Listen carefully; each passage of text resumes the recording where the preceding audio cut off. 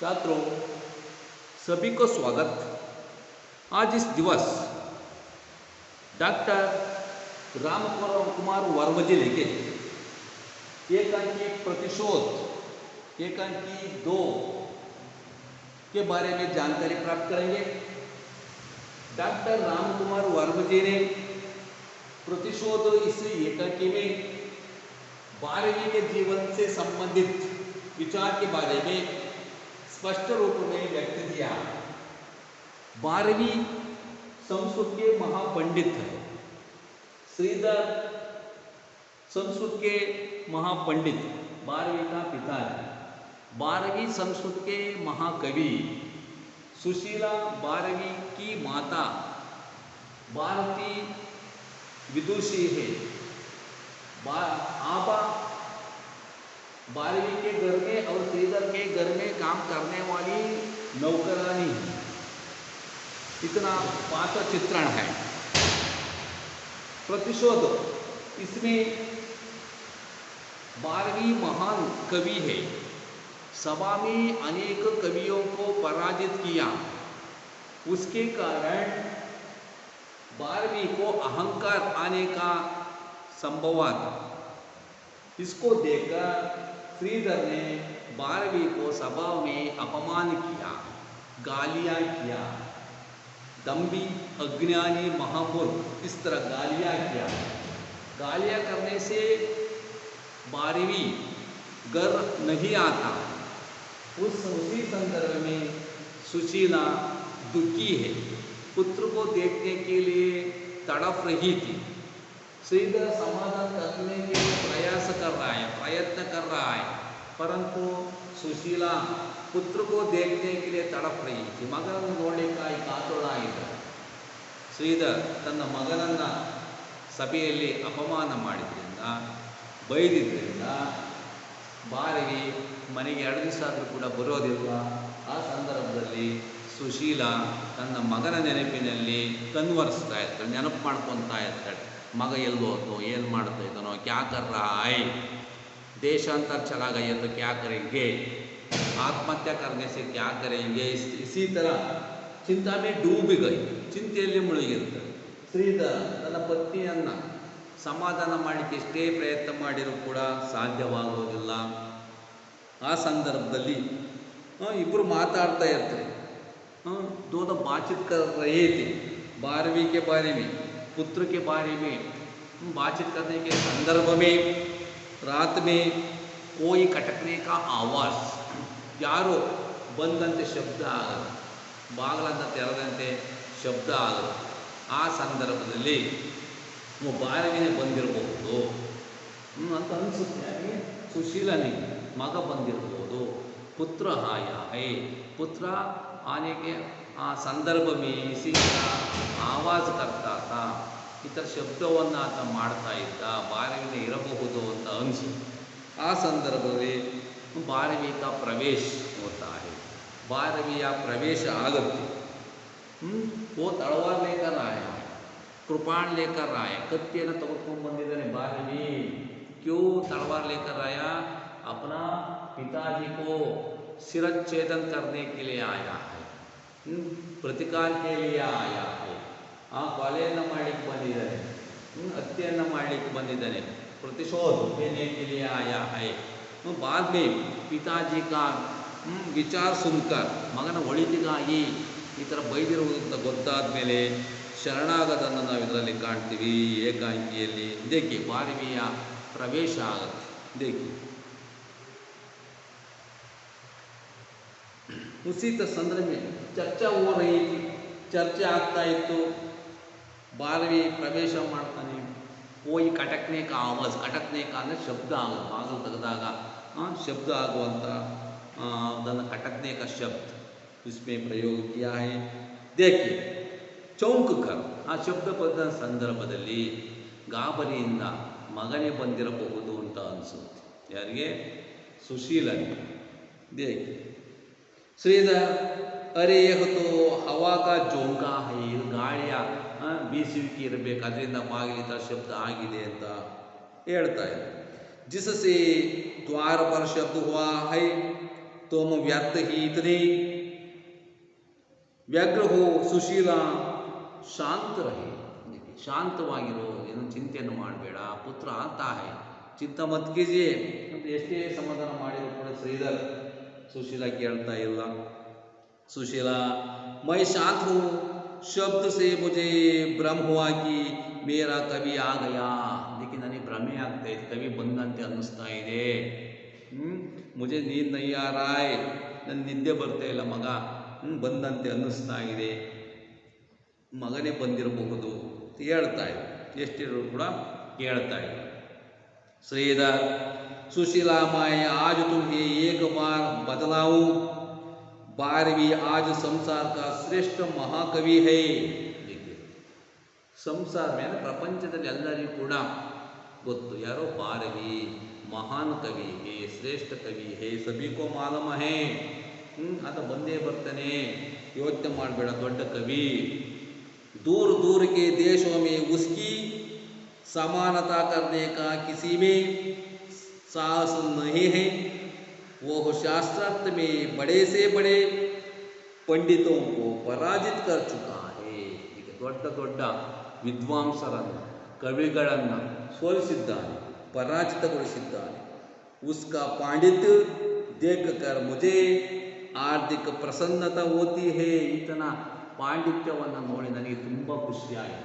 ಮಗನ ಈ ಪಾಂಡಿತ್ಯವನ್ನು ನೋಡಿ ತುಂಬ ನನಗೆ ಖುಷಿಯಾಗಿದೆ, 12वीं ಈ ಪಾಂಡಿತ್ಯವನ್ನು ನೋಡಿ.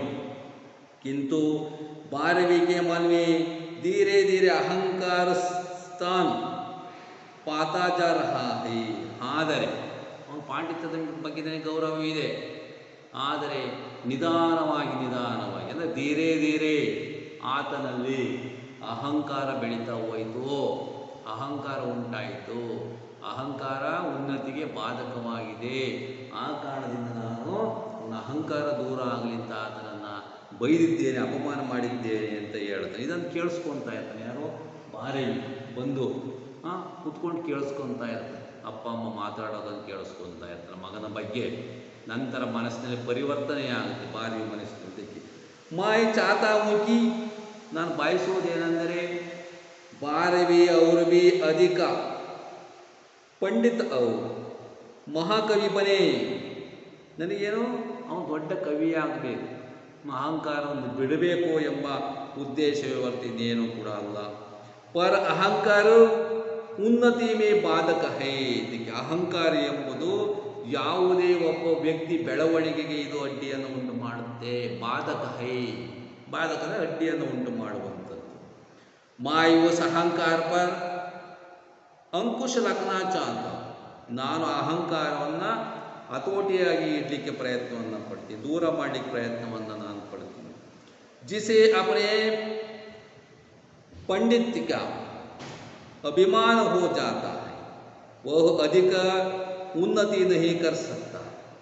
यही कारण है कि समय समय पर उसे मूर्ख और अज्ञानी कहता हूँ.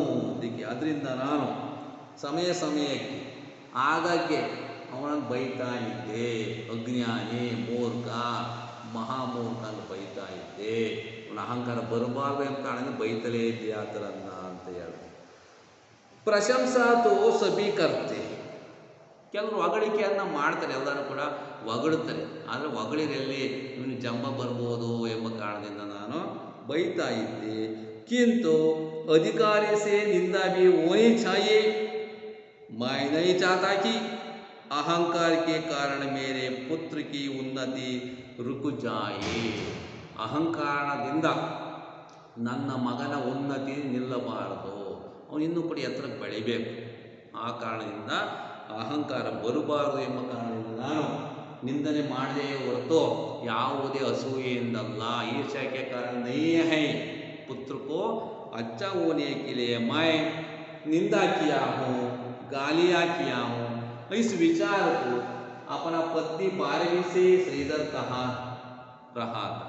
ನನ್ನ ಹೆಂಡತಿಗೆ ಹೇಳ್ತಾ ಇದ್ದ, ಇಬ್ಬರು ಚರ್ಚೆಯನ್ನು ಮಾಡ್ತಾಯಿದ್ರು, ಮಾತಾಡ್ತಾಯಿದ್ರು 12वीं ಬಗ್ಗೆ. ಆ ರಾತ್ರಿ ಸಂದರ್ಭದಲ್ಲಿ ಇಬ್ಬರು ಕೂಡ ನಿದ್ದೆ ಬರ್ತಾ ಇಲ್ಲ, ಮಗನ ಬಗ್ಗೆ ಮಾತಾಡ್ತಾ ಇದ್ದಾರೆ.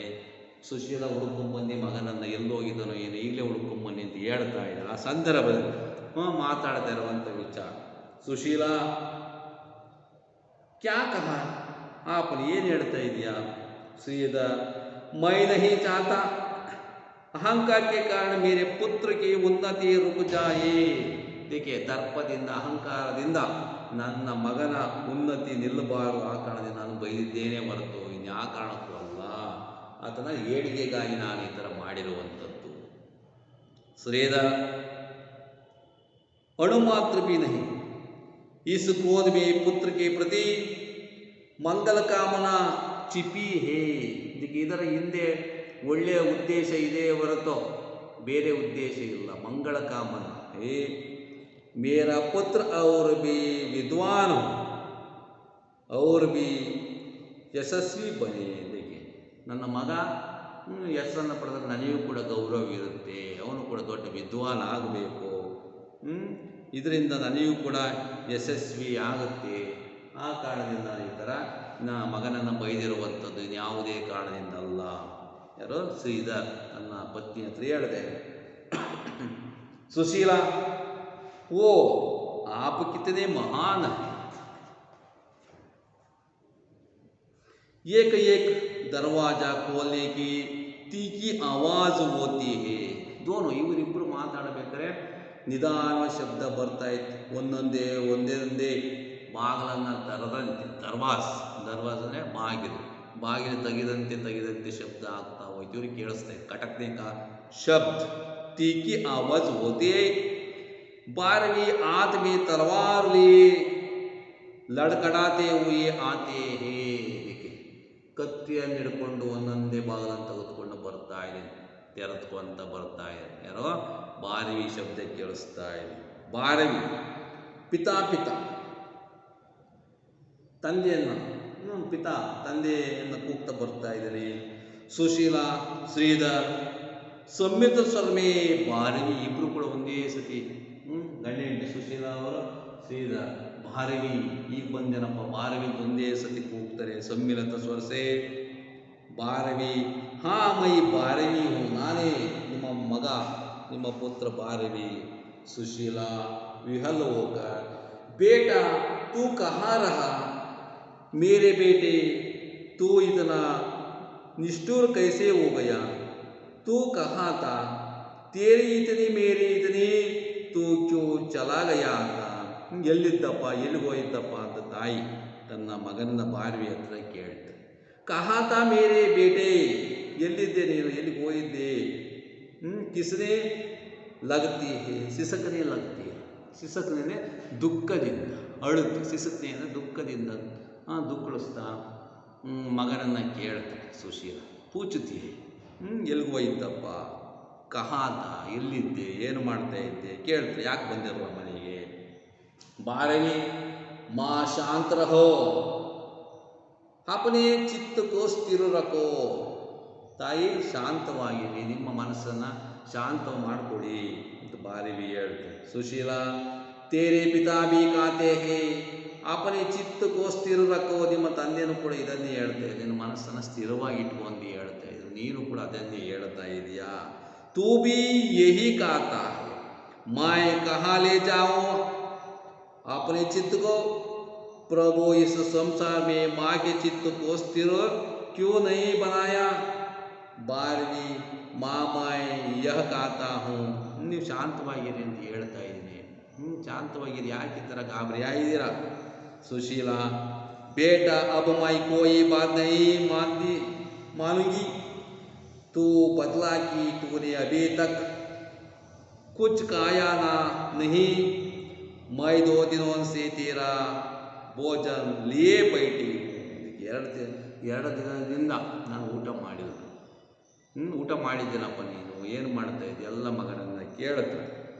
ಎಲ್ಲಿ ಊಟ ಮಾಡಿದ್ದೆ, 2 ದಿವಸ ಊಟ ಮಾಡಿಲ್ವಾ, ಎಲ್ಲ ಮಗನನ್ನು ವಿಚಾರಿಸ್ತಾರೆ. 12वीं माँ इतनी ग्लानी में हूँ, माँ की संभवता मुझे जीवन भर भूख ना लगे, तो तूने अभी तक कुछ नहीं खाया. ಸುಶೀಲಾ ಕೇಳ್ತಾನೆ, ಇಲ್ಲಿ ತನಕ ನೀನು ಊಟ ಮಾಡಿದ್ವೇನಪ್ಪ, ಎಲ್ಲಿದ್ದೆ, ಕಹಾತ ಕರ್ ರಹಿ ಥಿ, ಏನು ಮಾಡ್ತಾ ಇದ್ದೆ ಎಲ್ಲ ತಾಯಿ ಮಗನ ವಿಚಾರವನ್ನು ಮಾಡ್ತಾರೆ. ಬಾರವಿ ನಹೀಮಾ, ನಾನು ಊಟ ಮಾಡಿಲ್ಲ, 2 ದಿವಸದಿಂದ ಊಟ ಮಾಡಿಲ್ಲ, ನಹೀಮಾ ಹೇಳು. ಸುಶೀಲ ಓ ಮೇರ ಲಾಲ ದೋ ದಿನ್ ಕಾ ಭೂಕ ಹೇ, ನನ್ನ ಮುದ್ದಿನ ಮಗ 2 ದಿವಸದಿಂದ ಊಟ ಮಾಡಿರುವಂತೆ. ಮಾಯ್ ಅಭಿ ಭೋಜನ ಲಾವುಂಗಿ, ಈಗ ನಾನು ಊಟ ತೆಗೆದುಕೊಂಡು ಬರ್ತೀನಿ ಅಂತ ಹೇಳ್ತಾಳೆ. ಪುಕಾರು ಈ ಜಾತಿ, ಕೂಗ್ತಾಳೆ ಆ ಸಂದರ್ಭದಲ್ಲಿ. ಯಾರು? ಸುಶೀಲ. ಆಬಾ ಆಬಾ, ಯಾರು? ಆಬಾ ಸೇವಿಕಾ. ಬಾರ್ವಿ, ಶ್ರೀಧರ್, ಸುಶೀಲ ಇವರ ಮನೆಯಲ್ಲಿ ಕೆಲಸ ಮಾಡ್ಕೊಂಡಿದ್ದಂಥ ಆಬಾ, ಸೇವಿಕಾ ಕಾ ನಾಮ. ಆಬಾ ಇಲ್ಲಿದೆಯಾ, ಊಟ ತೆಗೆದುಕೊಂಬ ಅಂತ ಸುಶೀಲ ಕೂಗ್ತಾಳೆ. ಆಬಾ ಕವಿ ಆಗಯ, ಉಸನೆ ಅಭಿ ತಕ್ಕ ಭೋಜನ ನಹಿ ಕಿಯಾ, ಊಟ ಮಾಡಿದ 2 ದಿವಸ ಆಗಿದೆ, ಇಲ್ಲಿ ತನಕ ಊಟ ಮಾಡಿಲ್ಲ. ಕಹಾ ಹೈ ಉಸ್ಕಾ ಭೋಜನ, ಆತನ ಊಟವನ್ನು ತೆಗೆದುಕೊಂಬ ಅಂತ ಯಾರೋ ಆಬನನ್ನ ಕೂಗ್ತಾಳೆ. ಯಾರೋ? ಸುಶೀಲ. ಬಾರವಿ ಪಿತಾಮಹ ಆಪ್ಕ ಪುತ್ರ ಓನೆ ಯೋಗ್ಯ ನಹಿ, ಇದಕ್ಕೆ ಬಾರವಿಯ ಮನಸ್ಸಿನಲ್ಲಿ ಪರಿವರ್ತನೆಯಾಗಿದೆ. ಮನ್ಮೆ ಪರಿವರ್ತನವ ಅಪನ ಗಲತು ಸಮಜತಾ ಹೇ, ತನ್ನ ತಪ್ಪನ್ನು ಬಗ್ಗೆ ಯೋಚನೆ ಮಾಡ್ತಾನೆ, ಅರ್ಥ ಮಾಡ್ಕೊತಾನೆ. ನಾನು ತಪ್ಪು ಕೆಲಸ ಮಾಡಿದ್ದೀನಿ, ಕತ್ತಿಯನ್ನು ತೆಗೆದುಕೊಂಡ್ಬಂದಿನಿ ತಂದೆಯನ್ನು ಕೊಲೆ ಮಾಡಲಿಕ್ಕೆ, ಶಿರಚ್ಛೇದವನ್ನು ಮಾಡಲಿಕ್ಕೆ. ಗಲತ್ ಕಾಮ್ ಕಿಯಾವು, ನಾನು ತಪ್ಪು ಕೆಲಸ ಮಾಡಿದ್ದೀನಿ, ಪೆನ್ ಹಿಡಿಯುವಂಥ ಕೈ ಕತ್ತಿಯನ್ನು ಹಿಡಿದಿದೆ. गलत काम किया हूँ, इसलिए मुझे दंड होना चाहिए, क्षमा कीजिए, ಕ್ಷಮಿಸಿ ಪಿತಾದಿಂದ. ಬಾರವಿ ತಂದೆ ಹತ್ರ ಕೇಳ್ಕೊತಾರೆ. ಬಾರವಿ ಪಿತಾಮಯ ಆಪ್ಕ ಪುತ್ರ ಓನೇ ಯೋಗ್ಯನೇ, ನಿಮ್ಮ ಮಗನಾಗಲಿಕ್ಕೆ ನಾನು ಯೋಗ್ಯನಾಗಿಲ್ಲ. ಇಸ್ ತಲವಾರ್ ಸೆ ಮೇರಾ ಮಸ್ತಕ ಕಾಟ ದೀಜಿಯೇ, ತಗೊಂಬಂದು ಕತ್ತಿಯನ್ನು ಹಿಡ್ತಾರೆ. ಈ ಕತ್ತಿಯಿಂದ ನನ್ನ ಶಿರಚ್ಛೇದವನ್ನು ಮಾಡಿ, ನನ್ನ ತಪ್ಪಾಗಿ गलत काम किया हूँ, अपराध किया हूँ, मैं कवि होने से भी अपराध किया हूँ. ನಾನು ಕವಿ ಆದರೂ ಕೂಡ ಈ ಥರ ಯೋಚನೆ ಮಾಡಿದ್ದೀನಿ, ಕತ್ತಿಯನ್ನು ತೆಗೆದುಕೊಂಡು ಬಂದಿರೋದು ದೊಡ್ಡ ತಪ್ಪು ಅಂತ ಹೇಳ್ತೀನಿ. ತಂದೆ ಹತ್ರ ಬೇಡ್ಕೊಂತೀನಿ, ತಪ್ಪಾಯಿತು. ಶ್ರೀಧರ್ ವತ್ಸ, ವತ್ಸ ಅಂದರೆ ಪುತ್ರ, ಮಗನೇ ವತ್ಸ. ತುಮಾರೇ ಮುಖ ಮೇ ಹಿ ಶಬ್ದ ಶೋಭಾ ನಹಿ ದೇತೆ, ಇದಕ್ಕೆ ನಿನ್ನ ಬಾಯಿಂದ ಇಂಥ ಶಬ್ದಗಳು ಬರಬಾರದು ಅಂತ ತನ್ನ ಮಗನಿಗೆ ಶ್ರೀಧರ್ ಹೇಳ್ತಾನೆ. ಆಪನಿ ಮರ್ಯಾದಾ ಸುರಕ್ಷಿತ್ ರಖೋ, ಮಾಯ್ ಫಿರ್ ಕಾತಾ ಹೂಂ ಕಿ ತುಮ್ ಮೂರ್ಖ ಹೋ, ವಿಕಲ ಬುದ್ಧಿ ಹೋ. ಈಗಲೂ ಕೂಡ ಹೇಳ್ತಿದ್ದೀನೋ, ಮೂರ್ಖ ವಿಕಲ ಬುದ್ಧಿಯವನು ನೀನು. ಯಾವುದು ಒಳಿತೋ ಕೆಟ್ಟದೋ ನೀನು ಅರ್ಥ ಮಾಡ್ಕೊಂಡಿಲ್ಲ. ಕವಿ ಆದರೂ ಕೂಡ ಯಾಕೆ ಬೈದರೆ ಎಂಬುದನ್ನು ಅರ್ಥ ಮಾಡ್ಕೊಂಡಿಲ್ಲ. ಕತ್ತಿ ತೆಗೆದುಕೊಂಡು ಬಂದಿದೆ, ಪೆನ್ ಇಡುವಂಥ ಕೈ, ಪೆನ್ ಹಿಡ್ಕೊಳ್ಳುವಂಥ ಕೈ, ಖಡ್ಗವನ್ನು ಹಿಡಿದಿದೆ, ಇದು ತಪ್ಪು ನೀನು ಮಾಡಿರೋದು, ಮಹಾಮೂರ್ಖ. ಈಗಲೂ ಕೂಡ ನೀನು ಮತ್ತೆ ಬೈತಾನೆ. ಯಾರೋ? ಶ್ರೀಧರ್. देखिए वत्स तुम्हारे मुख में है शब्द शोभा नहीं देते, अपनी मर्यादा सुरक्षित रखो, मैं फिर कहता हूँ कि तुम मूर्ख हो, विकल बुद्धि हो, ನೀನು ವಿಕಲ ಬುದ್ಧಿಯವನಾಗಿದೆಯಾ ನೀನು, ಮತ್ತೆ ಬೈದು. ಬಾರವಿ ಸಚ್ಮುಚಿ ಮಾಯ್ ಮೂರ್ಖ, ನಿಜವಾಗಲೂ ಕೂಡ ನಾನು ಮೂರ್ಖ. ನೀವು ಹೇಳಿದಂಗೆ ನಾನು ತಪ್ಪು ಕೆಲಸ ಮಾಡಿದ್ದೀನಿ, अपराध किया हूँ, गलत काम किया हूँ, विकल बुद्धि हूँ, और यह तभी प्रामाणिक होगा जब आप मेरा मस्तक तलवार से काट देंगे. देखिए ತಪ್ಪು ಮಾಡಿ ಇದರಿಂದ ಖಡ್ಗದಿಂದ ತಲವಾರ್ ಸೆ ಮೇರಾ ಮಸ್ತಕ ಕಾಟ್ ದೀಜಿ, ನನ್ನ ತಲೆಯನ್ನು ಶಿರಚ್ಛೇದ ಮಾಡಿ ತಂದೆ ಹತ್ರ ಕೇಳ್ಕೊಂಡು ತಪ್ಪು ಮಾಡಿದ್ದೀನಿ, ಕ್ಷಮಿಸಿ, ನಿಮ್ಮ ಒಳಿತು ನಾನು ಅರ್ಥ ಮಾಡಿಕೊಳ್ಳಲಿಲ್ಲ. ಶ್ರೀಧರ್ मेरे वाक्यों का प्रणाम तलवार के प्रणाम की आवश्यकता नहीं रखता, तलवार का प्रणाम निर्बलों का प्रणाम है. ಇದು ತಪ್ಪು, ಖಡ್ಗದಿಂದ ಈ ಥರ ಮಾಡುವಂಥದ್ದು ಸರಿಯಲ್ಲ, ಇದಿನ್ನೂ ಕೂಡ ಅಪರಾಧವಾಗುತ್ತೆ, ಸರಿಯಲ್ಲ ನೀನು ಹೇಳ್ತಿರುವಂಥದ್ದು. ಏನು ಮಾತಾಡ್ತಿದ್ದೆ ನೀನು, ನಿನ್ನ ಬಾಯಿನಿಂದ ಶಬ್ದಗಳು ಬರಬಾರ್ದು. अपने मुख से नहीं आना चाहिए इतना शब्द.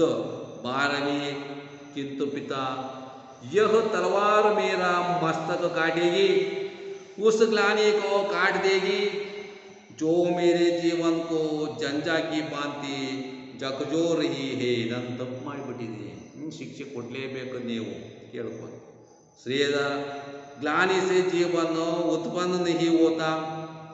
वत्स जीवन से ग्लानि उत्पन्न होती है और इस तरह ग्लानि प्रदान नहीं है, जीवन प्रदान है। जब तुम जीवन के अधिकारी हो तो जीवन की शक्ति से ही ग्लानि को दूर करो, तलवार की अपेक्षा क्यों ಕಾತೆ हो। ಯಾಕೆ ಈ ಥರ ನೀನು ಕೇಳ್ಕೊಂತ ಇದೆಯಾ? ಮನಸ್ಸು ಪರಿವರ್ತನೆ ಆಗಿದೆಯಲ್ಲ, ಯಾಕೆ ಶರೀರಕ್ಕೆ ದಂಡವನ್ನು ಕೊಡಬೇಕು, ಶಿಕ್ಷೆಯನ್ನು ಕೊಡಬೇಕು? ಮನಸ್ಸು ಪರಿವರ್ತನೆ ಆಗಿದೆ। और हाँ तुम तो ಮಹಾಕವಿ हो, ನೀನು ದೊಡ್ಡ ಕವಿ, ಈ ಥರ ಯೋಚನೆ ಮಾಡಬಾರ್ದು। ಮನಸ್ಸು ಪರಿವರ್ತನೆ ಆಗಿದೆ, ನೀನು ಬುದ್ಧಿವಂತ ಇದೆಯಾ, ಜ್ಞಾನಿ हो। तुम्हारे हाथों में ಲೇಖನಿ ಚಾಹಿಯೇ, ನಿನ್ನ ಕೈಯಲ್ಲಿ ಪೆನ್ ಇರಬೇಕು ಅಂಥವನು ಕಡ್ಡುವನ್ನು ಹಿಡ್ಕೊಂಡು ಬಂದಿದೆಯಲ್ಲ ನೀನು, ನಿನ್ನ ಏನನ್ಬೇಕು, ಮಹಾಮೂರ್ಖದ ಮತ್ತೆ ಬೈತೇನೆ। ದೇಖಿ ತಲವಾರ್ ನಹಿ ಯಹ ತಲವಾರ ಕೈಸಿ, ಖಡ್ಗ ಹೆಂಗೆ ಬಂತು? ನೀನು ಪೆನ್ ಹಿಡಿಯುವಂಥವನು, ನೀನು ಕವಿಯಾದವನು, ಕವಿತೆಗಳನ್ನ ಬರೀಲಿಕ್ಕೆ ಪೆನ್ ಹಿಡಿಬೇಕು, ಲೇಖನಿಯನ್ನು ಹಿಡಿಬೇಕು, ಖಡ್ಗ ಹೆಂಗೆ ಬಂತು ನಿನ್ನ ಕೈಗೆ ಅಂತ ಕೇಳ್ತೇನೆ। तलवार कैसी 12वीं पितामह महाकवि नहीं हो, तभी तो हाथों में लेखनी नहीं है। तलवार है जीवन का स्वामी नहीं हो, तभी तो ग्लानि का मुझ पर अधिकार है। ನಾನು ಕವಿ ಅಲ್ಲ, ನಾನು ಅಪರಾಧವನ್ನು ಮಾಡಿದ್ದೀನಿ, ಮಹಾಕವಿ ನೈ ಅಂತ ಕೇಳ್ಕೊಂಡೆ ತಂದೆಯ। ಶ್ರೀಧರ್ ಗ್ಲಾನಿ ಕಾಲ ಬಾದಲ ಹೈ ವತ್ಸ್, ನಿನಗೆ ಕಪ್ಪು ಮೋಡ ನಿನಗೆ ಆವರಿಸಿ, ನಿನಗೆ ಇದರ ಬಗ್ಗೆ ನೀನು ಯೋಚನೆ ಮಾಡಿಲ್ಲ। ಕಾಲ ಬಾದಲ ಅಂದರೆ ಕಪ್ಪು ಮೋಡ, ನಿನ್ನ ಬುದ್ಧಿಗೆ ಕಪ್ಪು ಮೋಡ ಆವರಿಸಿದೆ, ಆ ಕಾರಣದಿಂದ ಈ ಥರ ನೀನು ಮಾಡಿದೆಯಾ। वत्स्य जो जीवन के चंद्र को मिटा नहीं सकता, कुछ क्षणों के लिए उसके प्रकाश को रोक ही सकता है। उत्साह के प्रवाह से बादल को हटा दो, ನಿನ್ನಲ್ಲಿರುವಂಥ ಈ ಕಪ್ಪು ಮೋಡವನ್ನು ನೀನು ದೂರ ಮಾಡು। ಹಟಾದೋ ಅಂದರೆ ತೆಗೆದಾಕೋ, ದೂರ ಮಾಡೋ, ತೊಲಗಿಸು ಈ ಕಪ್ಪು, ನಿನ್ನಲ್ಲಿ ಆವರಿಸಿರುವಂಥ ಈ ತಪ್ಪು ಕಲ್ಪನೆಯನ್ನು ದೂರ ಮಾಡು ಅಂತ ಶ್ರೀಧರ ಹೇಳ್ತಾರೆ। ತಂದೆಯವರು ಹೇಳ್ತಾರೆ ಮಗನಿಗೆ, ಶ್ರೀಧರ ತಂದೆಗೆ ತನ್ನ ಮಗನಿಗೆ, ಪುತ್ರನಿಗೆ ಹೇಳ್ತಾ ಇರುವಂಥದ್ದು। 12वीं वह रक्त के प्रवाह से ही हटेगा पिता, और वह रक्त मेरे मस्तक का होगा। श्रीधर मस्तक में सहस्त्रदल है वत्स, जिसमें ब्रह्म का निवास होता है। ग्लानि के पोषण के लिए ब्रह्मदेव की आवश्यकता नहीं है। मैंने तुम्हारे दोष दिखाए तो उन्हें ಸ್ವೀಕಾರ करना चाहिए था। देखिए ನಿನ್ನಲ್ಲಿ ನಾನು ತಪ್ಪನ್ನು ಗುರುತಿಸಿದ್ದು, ನೀನು ಅವ ಸ್ವೀಕರಿಸಬೇಕಾಯಿತು, ಆ ಕಾರಣದಿಂದ ನಾನು ಬೈದಿರುವಂಥ ನೀನು ಅರ್ಥ ಮಾಡ್ಕೊಳ್ಳಿಲ್ಲ ನೀನು। यह नहीं कि ग्लानि से 2 दिन घर आने का नाम भी ना लो, अब आधी रात में तुम आए हो। ನೀನು ಜ್ಞಾನಿಯಾದವ, ನೀನು ಕವಿ, ಬುದ್ಧಿವಂತ ಅಂಥ ವ್ಯಕ್ತಿ, ಈ ರಾತ್ರಿಯಲ್ಲಿ ಅರ್ಧ ರಾತ್ರಿಯಲ್ಲಿ ಖಡ್ಗವನ್ನು ಹಿಡ್ಕೊಂಡು ಬಂದಿದೆಯಲ್ಲ ನೀನು, ಪೆನ್ ಹಿಡಿಬೇಕಾದಂಥ ಕೈ ಖಡ್ಗವನ್ನು ಹಿಡ್ಕೊಂಡು ಬಂದಿದೆಯಲ್ಲ, ನಿನಗೇನು ಹೇಳಬೇಕು? ನಿನಗೆ ಕಪ್ಪು ಮೋಡ ಆವರಿಸಿದೆ ನಿನಗೆ ಅಂತ ಶ್ರೀಧರ। पिताने पुत्र से कहा रहा है, तुम्हारा हाथ में यह तलवार है, और पिता से तुम अपना मस्तक काटने को कहते हो। ಖಡ್ಗವನ್ನು ಹಿಡ್ಕೊಂಡು ಬಂದಿದೆಯಾ, ನನ್ನನ್ನು ಕೊಲೆ ಮಾಡಬೇಕು ಅಂತ ಬಂದಿದೆಯಾ? ನಿನ್ನ ಬುದ್ಧಿಗೆ ಏನಾಗಿದೆ? ಮೂರ್ಖ ಪುತ್ರ, ಮೂರ್ಖ ನೀನು। ಪೆನ್ ಹಿಡಿಬೇಕಾದಂಥ ಕೈ ಖಡ್ಗ ಹಿಡಿದಿದೆ।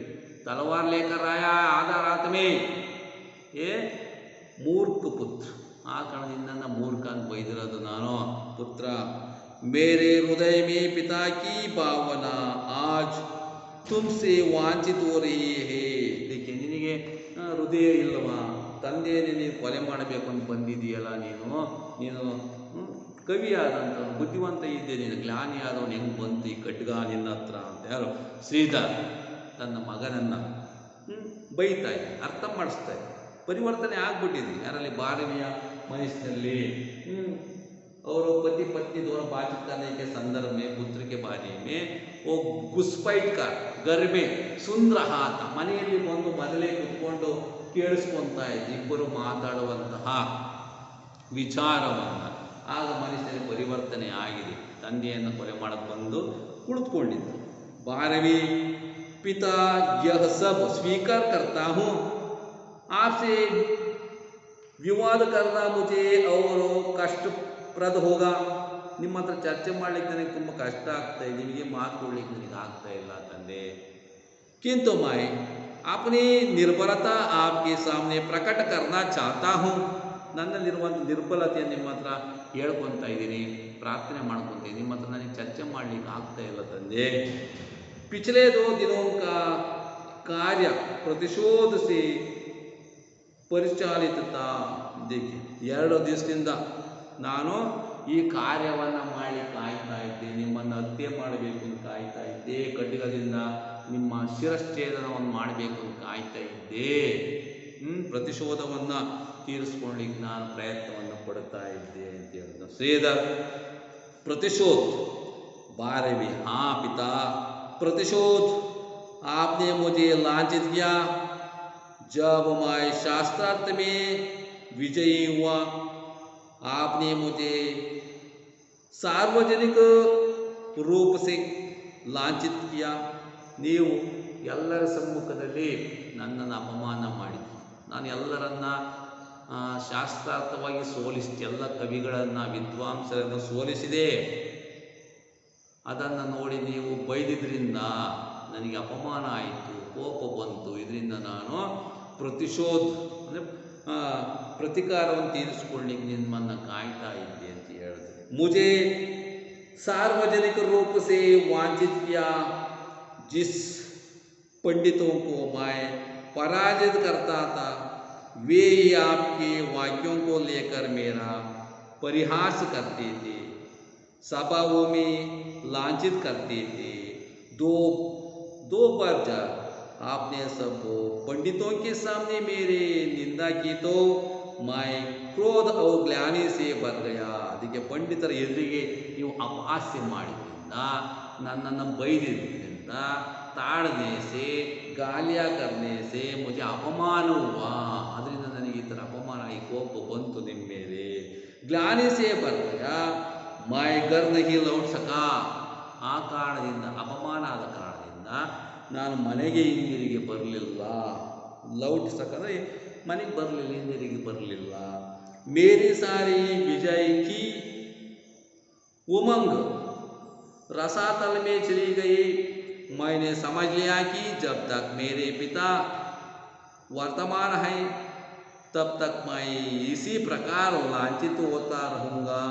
ಈ ಥರ ನಾನು ಯೋಚನೆಯನ್ನು ಮಾಡಿದೆ, ಪ್ರತಿಕಾರವನ್ನು ತೀರಿಸಿಕೊಳ್ಬೇಕು ಅಂತ ಅನ್ನಿಸ್ತು. ನನಗೆ ಅಪಮಾನ ಅದರಿಂದ ನಾನು ತಪ್ಪು ಮಾಡಿದ್ದೀನಿ.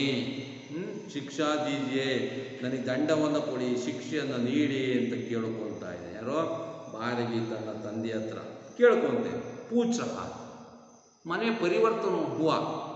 ಈಗ ಮನುಷ್ಯನಿಗೆ ಪರಿವರ್ತನೆಯಾಗಿ 12वीಯಲ್ಲಿ ತಂದೆ ಯಾವ ಕಾರಣಕ್ಕೆ ನನ್ನನ್ನು ಅಪಮಾನ ಮಾಡಿದರು, ಬೈದರು, ಎಲ್ಲರ ಸಮ್ಮುಖದಲ್ಲಿ, ಪಂಡಿತರ ಸಮ್ಮುಖದಲ್ಲಿ ಯಾಕೆ ನನ್ನನ್ನು ನಿಂದನೆ ಮಾಡಿದ್ರು, ನನ್ನ ಒಳಿತಿಗಾಗಿ ಅಂತ ಆತನಿಗೆ ಗೊತ್ತಾಯಿತು.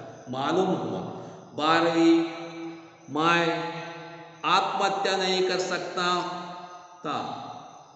12वीं ಹೇಳ್ತೆ, ನಾನು ಆತ್ಮಹತ್ಯೆ ಮಾಡ್ಕೊಬೇಕು ಅಂತ ಯೋಚನೆ ಮಾಡಿದೆ, ಇದು ತಪ್ಪು ಅಂತ ಅನ್ನಿಸ್ತು. ಗಲತ ಹೈ. ಇದಕ್ಕೆ मैं आत्महत्या नहीं कर सकता था क्योंकि वह एक जघन्य पाप है. ಇದು ಒಂದು ಪಾಪ, ಜಗಣ್ಯ ಪಾಪ. ಆತ್ಮಹತ್ಯೆ ಮಾಡ್ಕೊಳ್ಳೋದು ಕೂಡ ಒಂದು ಪಾಪ ಅಂತ ಅನ್ನಿಸ್ತು. मैंने अनेक बार सोचा, ಆತ್ಮಹತ್ಯೆ ಮಾಡ್ಕೊಬೇಕು ಅಂತ ಅನೇಕ ಬಾರಿ ಯೋಚನೆ ಮಾಡಿದೆ, ಆದರೆ ಇದು ತಪ್ಪು ಅಂತ ಸುಮ್ಮನಾದೆ.